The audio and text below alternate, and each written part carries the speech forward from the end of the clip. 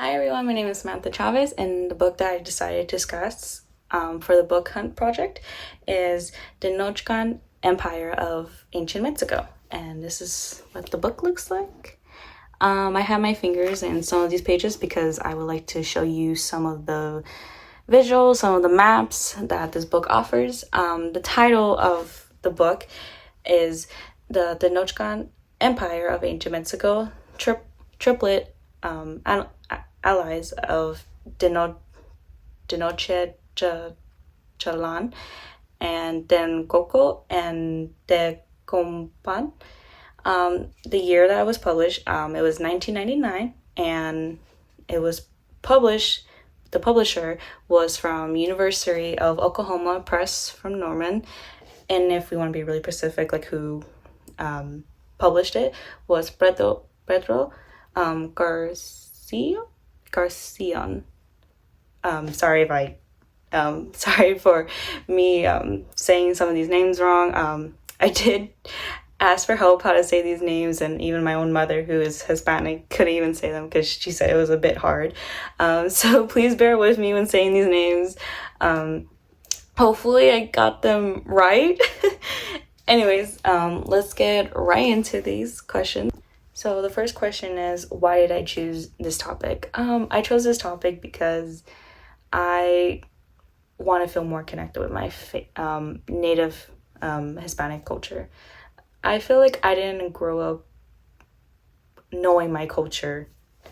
So I did try my best when I was in high school to be more involved, because I didn't grow up speaking Spanish. I didn't grow up celebrating any Hispanic culture that most Hispanic countries would celebrate. I didn't grow up doing that. And it does make me sad because I would look at, videos online, and I generally do think it's so beautiful, especially the Day of the Dead.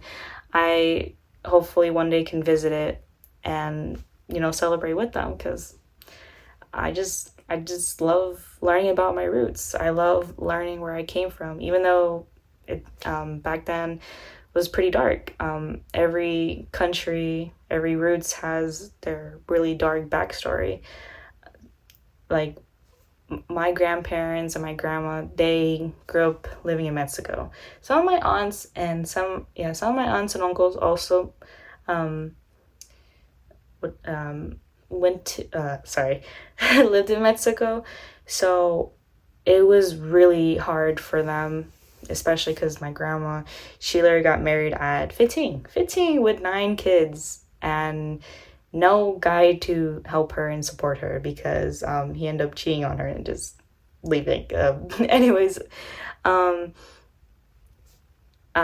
so but my parents grew up here, and because my grandma, of course, wanted them to have a better life. And I feel like ever since that, we've just been like disconnected with our roots. Of course, we try to visit Mexico and hopefully other Hispanic countries, because I generally think they're so beautiful. In my opinion, as much as some countries have their really dark history, I love learning about them. I've always find it fascinating learning about other countries, like what beliefs they had, what rules they had, what punishments they had. Looking at old buildings that were once like very important are now just like history. That's why I really want to go to Italy. Italy's not Hispanic. Yeah, I want to go to Italy. I want to go to Spain. I want to go to like all the countries and look at all the old buildings. I don't know, I just find it really fascinating. But yeah, but also I don't know, I just like learning about other countries. So reading this book was honestly really interesting, because there's a lot of things in this book, so it generally did help me feel more connected with my family roots. The second question we have is, what is the main argument of the book? I would say Pedro wanted to share with his readers the exploring complex structure and organization of the, I think, Ethic Empire. Hopefully I'm saying that right. What I mean by that is the Ezek. I'm so sorry if that's really far off. My apologies. Empire was it's a complex governed through a triple allies between the city-states of Tenochca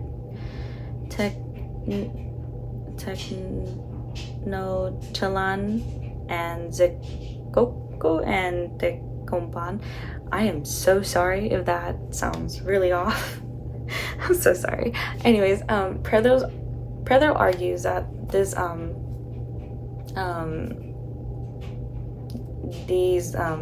allies was the foundation of the empire's power and allowed the Ethic to maintain control over a base of territory. So Pedro examines the social, what I mean by that, the economics, which highlights the relationship between the ally cities and their relationship with the conquered terrorists. When reading this book, it provides a detailed analysis of the empire's organization, which means challenging views of the Ezek Empire as a central monolithic. That's a weird word for me, so I'm very sorry about that if that came off really weird, or yeah. Anyways, monolithic. Wait, no, I'm so sorry. Monolithic. I'm so sorry if that came out really bad. Hopefully, I said it right, somewhat right. State. Instead, Pedro presents an understanding of the complex dynamic and power structure that shaped the empire's history. I am so sorry for not saying a few words grammar right, I should say. My big apologies. Another question we have is, what other themes or topics are exploring in this book? There's honestly a lot of topics in this book, which I do like, because not only they have a lot of topics, but they also show you the maps, and the maps kind of like give you like, I don't know what they're called exactly, but they kind of like tell you like who is what. So, like, for example, this map, like they just like labeled everything, so you know who exactly is what.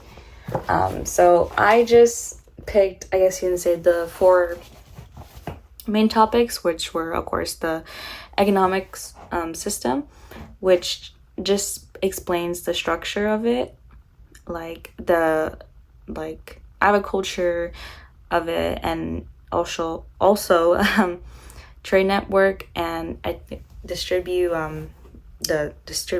system. Another one is, of course, their religions practice, which for them they always believed in gods, which sometimes was not a good thing, because they would sometimes sacrifice each other, because they would think like, if we don't sacrifice someone, like we're gonna like be cursed, and like, or like they thought that's what they wanted. They thought the gods wanted that, like sacrificing. So that part was a bit crazy, but you know that's how it was back then. And of course, other ones were social historical classes, which talk about like the priests, the warriors, and the nobles. But overall, all these topics is overall sorry. Overall, these topics, every each one is talking about like a different historical. So if you are interested, or if you're interested in a specific like topic, I would really recommend this book, just because this book has a lot. Like I don't mean like 6 or 10. Like I mean like there's generally a lot to talk about in this book, which I generally didn't think was gonna have that much, in my opinion, because when I read it, when I was looking for it, I didn't think it didn't sound like how I thought it would be, if that makes sense. But yeah, overall, any students who's interested in reading more or a specific type of Hispanic topic, I would really recommend this book. Another question we have is, did the author successfully accomplish the goals set out in the work? Why or why not? I would say Prado contribute a lot to the mostly Mexican studies, providing a very thorough analyzation of the empire's distribution system, like the economic structure mostly. Prado's goals for the work were likely to provide an understanding of the ethics, I think that's how you say it, empire's complex organization, and to challenge the views of challenge the viewers of the empire as like a monolithic. Sorry, I don't know why that word's really hard for me to say. State. He successfully I cannot speak, accomplished these goals by providing a detailed analysis of the triple allies. I don't know why I'm having a brain fart. Examining the empire's distribute system. Overall, Prado's work, he provided a lot of information and value to these empires. I don't know why I'm struggling to speak. So I would personally say that he did, especially when reading the book, he gave a lot of details, a lot of context to like I would say literally the first 2 pages, the table of contents, it's not just like 10 or like 11 or 12 like different sets of like different chapters. I mean, like he has like it out, like it's very well organized, very well explained, lots of map. I feel like he did really well when providing a lot of information about this topic. So the last question we have before ending this is, describe your experience in finding and reading this book. I'm gonna be real with you. I kind of used AI to help me find a book. However, sadly, Cal Poly didn't have the books that I wanted to talk about or read about. So I actually had to like look for books in the library. And of course I asked a friend if she can help me because, oh my God, there was just a lot of books.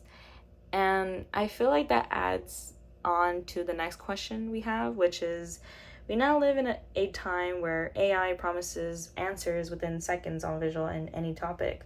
What type of experience are lost when only relying on digital searches for research? I feel like we lose the discovery. What I mean by that, I mean like when, because normally I go to the library to like study, I'll be real with you, take a nap, or like to do homework. I never like really look around like or even bother like reading the books there. And what is it? But that day when I was like actually like looking for a legit book, like a really good book, I really liked it. Because I feel like I discovered and learned a lot when finding these books. What I mean by that is like, how to put this? Because when it comes to research online, it just gives you the answer right away. You don't like, and that's what most students want, which leads to them not learning anything. They don't learn anything about the topic, but they just know that's the answer, if that makes sense. However, for books, like you can generally learn. It might not give you, I guess, the answers right away, but it gives you kind of an idea and even help with critical thinking. I might not read a lot of books, but I've been trying to read a lot of books lately, just to relax me, especially because, oh my god, finals weeks are coming up, and I feel like it helps have a better mindset and make me views differently. So I believe when it comes to digital research, I feel like it does like kind of ruin the experience, like, and I feel like it ruins a bit of the mindset of students because they're so used to just having the answer there. I'm not saying all students, just some students. They're just so used to expecting have the answer there when it comes to researching. So when they can't find it, sometimes they get frustrated. So that's why I'm saying, like, I feel like it ruins the learning experience, the critical thinking experience, maybe the patient experience. But yeah, I feel like now I understand why English teachers, history teachers, I guess any classes that involved with a lot of reading, I understand why they would want us to have like a digital hard copy of a book, because as you can see, look at, you're telling me you're missing out on all this. There's maps, like this book might have a lot, but you can learn a lot from it.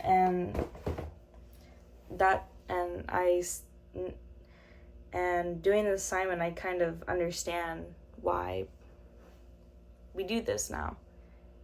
But that's pretty much it for my project. I really hope you guys learned something from it.